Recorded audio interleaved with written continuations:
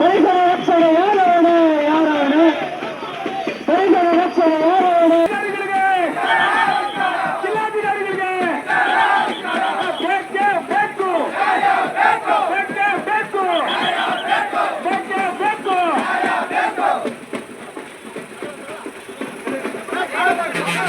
ಸರ್ಕಾರ ಅದರಿಂದ ದಯವಿಟ್ಟು ಟೀಚರ್ ಬರಬೇಕು, ಅವರೇ ಕೊಟ್ಟಿದ್ದು ಬರಬೇಕು, ಅವರೇ ಕ್ಯಾನ್ಸಲ್ ಮಾಡಬೇಕು, ಅವರೇ ಕ್ಯಾನ್ಸಲ್ ಮಾಡಬೇಕು. ಯಾವುದೇ ರೀತಿಯಲ್ಲಿ ಹೋಗೋಣ, ಸ್ವಲ್ಪ ಓದಾಟಕ್ಕೆ ಅವಕಾಶ ಮಾಡಿಕೊಡೋಣ. ನಾವೆಲ್ಲರಿಗೂ ಸಹಕರಿಸಬೇಕು. ಕಾನೂನು ಸುವ್ಯವಸ್ಥೆ ನಾವೆಲ್ಲ ಕಮ್ಮಿ ಅಲ್ಲ, ಇದು ಆವಾಗವಾಗ ನಿರಂತರವಾಗಿ ಮಾಡಬೇಕು. ದಯವಿಟ್ಟು ಎಲ್ಲರನ್ನು ಶಾಂತ ರೀತಿಯಿಂದ ಕಾನೂನು ಸುವ್ಯವಸ್ಥೆಗೆ ನಾವು ಸಂಸ್ಥೆಯವರೆಗೂ ಹೋಗೋಣ.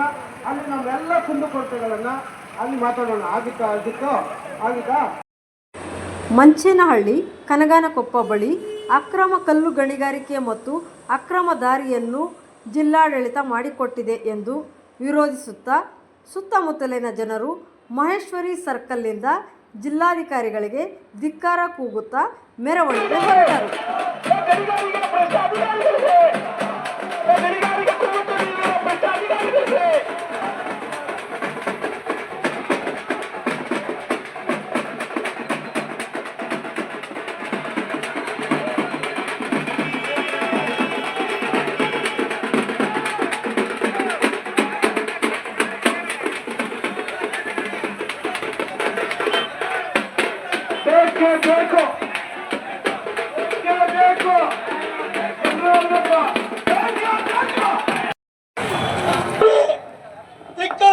ದಾರಿ ಕೊಟ್ಟಿರುವ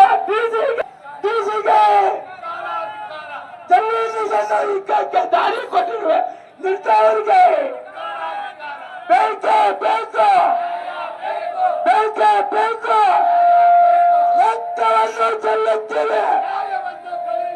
ಒಗ್ಗಟ್ಟು ಮನಸ್ಸಿನಿಂದ ಮಾಡಿದ್ರೆ ಯಾವ ಲೆಕ್ಕನೂ ಇಲ್ಲ, ಟಿಸಿನೂ ಇಲ್ಲ, ಇನ್ನೊಬ್ರು ಇಲ್ಲ, ಮತ್ತೊಬ್ರು ಇಲ್ಲ. ಆದ್ರಿಂದ ನಾವೆಲ್ಲ ಒಗ್ಗಟ್ಟಾಗಿ ಈ ಒಂದು ಪ್ರತಿಭಟನೆ ಮೂಲಕ ಇನ್ನು ಏನೇ ಆಗಲಿ, ಪ್ರಾಣಿಗಳೇ ಹೋಗಲಿ, ಅದನ್ನು ನಿಲ್ಲಿಸಬೇಕಂತ ಹೇಳ್ತಾ ವೇದಿಕೆಯಲ್ಲಿರುವ ಗಣ್ಯರಿಗೆ ನಾವು ಮಾತನಾಡಲು ಅವಕಾಶ ಕೊಡ್ತಾ ಇದ್ದೇವೆ. ಅವರು ಅಕ್ರಮ ಕಲ್ಲು ಗಣಿಗಾರಿಕೆ, ಅಕ್ರಮ ದಾರಿಯನ್ನು ಮಾಡಿಕೊಟ್ಟಿರುವ ಜಿಲ್ಲಾಡಳಿತ ಕೂಡಲೇ ರದ್ದುಪಡಿಸಿ ಮಂಚೇನಹಳ್ಳಿ, ಕನಗಾನಕೊಪ್ಪ ಸುತ್ತಮುತ್ತಲಿನ ಊರುಗಳ ಜನರಿಗೆ, ರೈತರಿಗೆ ಅನುಕೂಲ ಮಾಡಿಕೊಡಬೇಕು ಎಂದು ತಿಳಿಸಿದ ರೈತ ಮುಖಂಡ ಲಕ್ಷ್ಮೀನಾರಾಯಣ. ಇವತ್ತು ದಿವಸ 1 ಎಕರೆ 1.5 ಎಕರೆಗೂ ಸಹ ನಾವು ಬೆಳೆ ಇಡಕ್ಕೆ ಆಗ್ತಾ ಇಲ್ಲ. ಇವೆಲ್ಲನೂ ನಾವು ಮುಂದೆ ನಡೀತಕ್ಕಂಥ ಒಂದು ದುರಂತವನ್ನ ಖುದ್ದಾಗಿ ನಾವು ನೋಡಿದ್ದೀವಿ. ಈ ಮಂಚೇನಹಳ್ಳಿ ಪ್ರದೇಶ ಏನು ಮಂಚೇನಹಳ್ಳಿ ತಾಲೂಕು ಅಂತ ನಾವು ಘೋಷಣೆ ಮಾಡ್ಕೊಂಡಿದ್ದೀವಿ, ಈ ಒಂದು ಪರಿಸರ ಇಡೀ ಕರ್ನಾಟಕದಲ್ಲಿ ಇಲ್ಲ ಅಂತ ನನ್ನ ಭಾವನೆ ಇರಬಹುದು. ನಮ್ಮ ಊರು ನಮ್ಮ ಹೆಮ್ಮೆ, ನಮ್ಮ ಊರು ಸ್ವರ್ಗಕ್ಕೆ ಸಮಾನ ಅಂತ ಒಂದು ಇದರಲ್ಲಿ ಇಲ್ಲಿರತಕ್ಕಂಥ ಬೆಟ್ಟ ಗುಡ್ಡ ಕಾಡು, ಆ ಬೆಟ್ಟಕ್ಕೂ ಒಂದು ಹಳ್ಳಿ ಇದೆ, ಬೆಟ್ಟಗಳ ಸುತ್ತಲೂ ದೇವಸ್ಥಾನಗಳಿವೆ. ಆ ಬೆಟ್ಟವನ್ನೇ ನಂಬಿಕೊಂಡು ನಾವೆಲ್ಲನೂ ಜೀವನ ಮಾಡ್ತಾ ಇದ್ದೀವಿ. ಬೆಟ್ಟದ ತುಂಬೆಲ್ಲ ಹೆಜ್ಜೇನು, ಚಿಕ್ಕ ಜೇನು, ಸುಮಾರು 3000 ವಿಧದ ಜೇನು ನಮ್ಮ ಕಾಡಿನಲ್ಲಿ ನಮ್ಮ ಪರಿಸರದಲ್ಲಿ ಇದೆ. ಅನೇಕ ಜಾತಿಯ ಪಕ್ಷಿಯ ಪ್ರಭೇದಗಳಿವೆ, ಸಸ್ಯ ಜಾತಿಯ ಪ್ರಭೇದಗಳಿವೆ. ಪರಿಸರವೇ ನಮ್ಮ ಮುಂದೆ, ಈ ಭೂಮಾತೆಯ ಪರಿಸರವೇ ಈ ಮಂಚೇನಹಳ್ಳಿಯ ತಾಲೂಕಿನಲ್ಲಿ ನೆಲೆಸಿದೆ. ಮಹಾಕವಿ ಕುವೆಂಪು ಅವರು ಕವಿಶೈಲಿ ಅನ್ನೋ ಊರು, ಕುಪ್ಪಳ್ಳಿಯ ಗ್ರಾಮದ ಅವರು ಕವಿತೆಯನ್ನು ಬರೆಯುವಂತ ಒಂದು ಪ್ರದೇಶ. ಆ ಬೆಟ್ಟದ ತಪ್ಪಲು, ಆ ಬೆಟ್ಟ ಗುಡ್ಡಗಳನ್ನು ನೋಡಿ ಅವರು ಕವಿತೆ ಬರೆದಿದ್ದಾರೆ. ಸೂರ್ಯೋದಯ, ಸೂರ್ಯಾಸ್ತಮಾನ, ಆ ಬೆಳದಿಂಗಳು, ಇವೆಲ್ಲನೂ ಕವಿತೆ.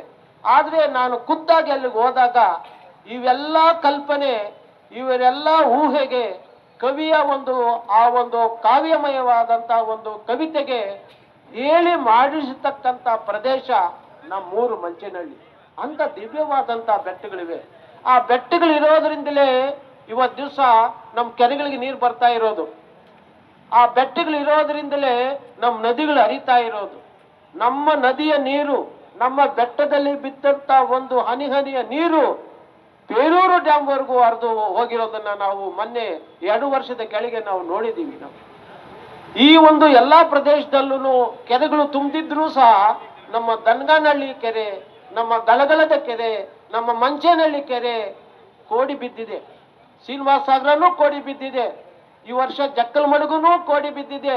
ಇಂಥ ಒಂದು ಭವ್ಯ ಪರಿಸರಕ್ಕೆ ಕೊಳ್ಳಿ ಇಡೋ ತರ ಬೆಟ್ಟಗಳನ್ನ ಅದನ್ನು ಸೀಳುವಂಥದ್ದು, ಕಲ್ಲು ಗಣಿಗಾರಿಕೆ ಮಾಡುವಂತಹದ್ದು, ಬೆಟ್ಟವನ್ನ ಗುಣಿ ಇಡುವಂತಹದ್ದು, ಬೆಟ್ಟವನ್ನ ಜಲಾಶಯ ಮಾಡಿ ಅದರಲ್ಲಿ ನೀರು ಶೇಖರಣೆ ಆಗಿ ಆ ನೀರು ಆ ಬಿಸಿಲಿನ ಪ್ರಖರತೆಗೆ ಆವಿಯಾಗಿ ಹೋಗುವಂತಹದ್ದು.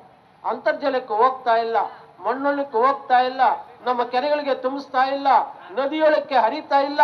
ಆದ್ರೆ ಆ ನೀರು ಅಲ್ಲೇ ಬಂಡೆಯ ಒಂದು ತಗ್ಗಿನಲ್ಲಿ ಶೇಖರಣೆ ಆಗಿ ಆವಿಯಾಗಿ ಹೋಗ್ತಾ ಇದೆ. ಇದಕ್ಕೆ ದೊಡ್ಡ ಉದಾಹರಣೆ ಅಂತಂದ್ರೆ ನಮ್ಮ ಯಾವುದು ಆರಕುಂದ ಕಲ್ಲು ಗಣಿಗಾರಿಕೆ. ಅಲ್ಲಿ ನೋಡಿರ್ಬೇಕು, ಸುಮಾರು 200-250 ಅಡಿ ಆಳ.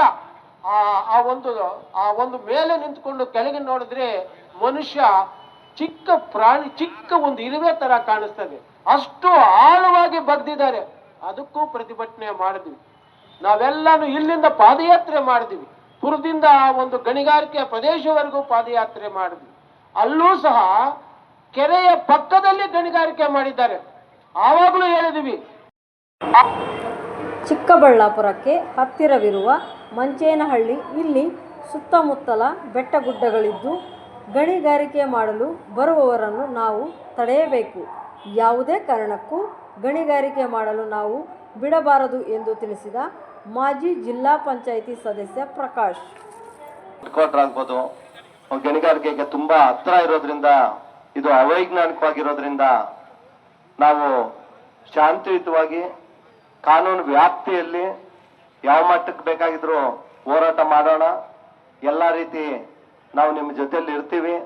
ಹಾಗೆ ಪಕ್ಷಾತೀತವಾಗಿ ಇವತ್ತು ಶಾಸಕರಿಗಾಗ್ಬೋದು, ಲೋಕಸಭಾ ಸದಸ್ಯರಿಗಾಗ್ಬೋದು, ಜಿಲ್ಲಾಧಿಕಾರಿಗಳ ಜೊತೆ ಅವರಿಬ್ಬರಿಗೂ ಒಂದೊಂದು ಮೆಮೊರಾಂಡಮ್ ಕೊಡ್ರಿ, ಕೊಟ್ಟುಬಿಟ್ಟು ಮಂದಟ್ಟೆ ಮಾಡೋಣ ಅವ್ರ ಜನಪ್ರತಿನಿಧಿಗಳಿಗೂ.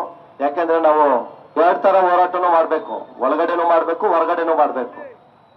2 ಹೋರಾಟ ಮಾಡಿದಾಗ ನಮಗೆ ಜಯ ಸಿಗುತ್ತೆ. ಯಾಕೆ ಅಂತಂದ್ರೆ ಇದು ಏನು ಗಣಿಗಾರಿಕೆ ಮಾಡ್ತೀವಿ ಅದು ಚಿಕ್ಕಬಳ್ಳಾಪುರ ತಾಲೂಕು ವ್ಯಾಪ್ತಿಗೆ ಬರುವುದರಿಂದ ಆಲ್ರೆಡಿ ಪರ್ಮಿಷನ್